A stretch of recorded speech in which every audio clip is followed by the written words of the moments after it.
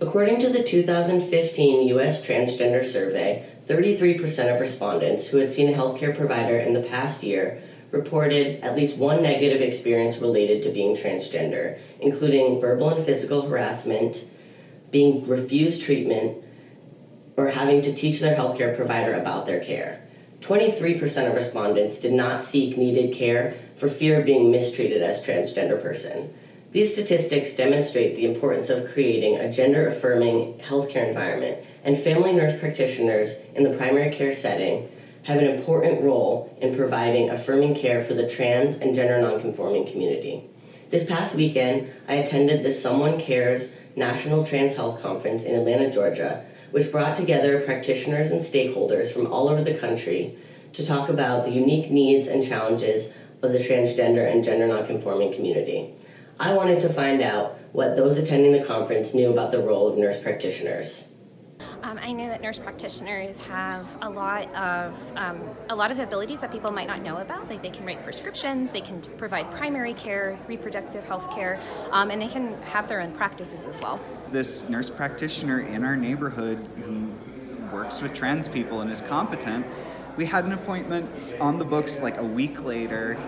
Everything moved so quickly, and it seems like the only difference was doctors are just sort of a bottleneck systemically, and nurse practitioners have these abilities that people don't know to take advantage of. Affirming healthcare looks like many different things to different people. I wanted to find out what affirming care looks like for the folks I interviewed. Something that I always say is that we want people to feel expected. And so we want folks to walk in the door and know that we are expecting them, we're welcoming them, and we're knowledgeable. So that looks like the patient not being the expert in the room, the patient not being the person that has to navigate their own health care. So what that looks like is well-trained, culturally informed providers who are willing to take the time and who understand everything else that's going on in the world that might be affecting that patient. Nurse practitioners, more so than doctors in the modern era, they're the ones who have I guess, role-based time to spend, more face time. And I think that's really the thing that's missing with doctors and connecting with trans patients, because doctors have about 5 minutes to talk to you. I don't understand why that is, and it seems like the nurse practitioners have 10 minutes, and that's a huge difference.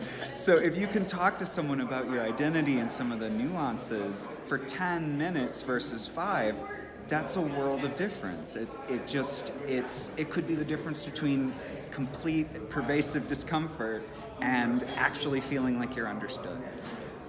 I also went straight to the source to get the perspective of a local nurse practitioner who specializes in trans and HIV care. What does affirming care look like? That's a great question.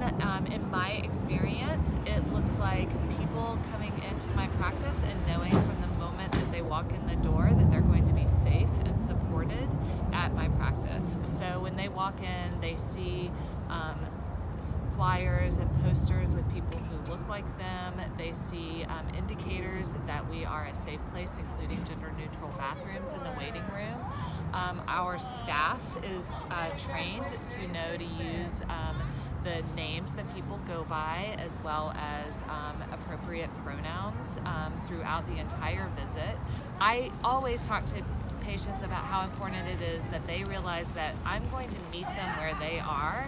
Their care, we are a partnership and a team in providing their health care and trying to keep them as healthy as possible, whatever that looks like for them.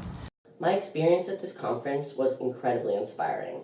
Right now is an especially difficult and scary time for trans and gender nonconforming people, and it is essential that we as nurse practitioners use our power and privilege to advocate for the rights of the trans and gender nonconforming community.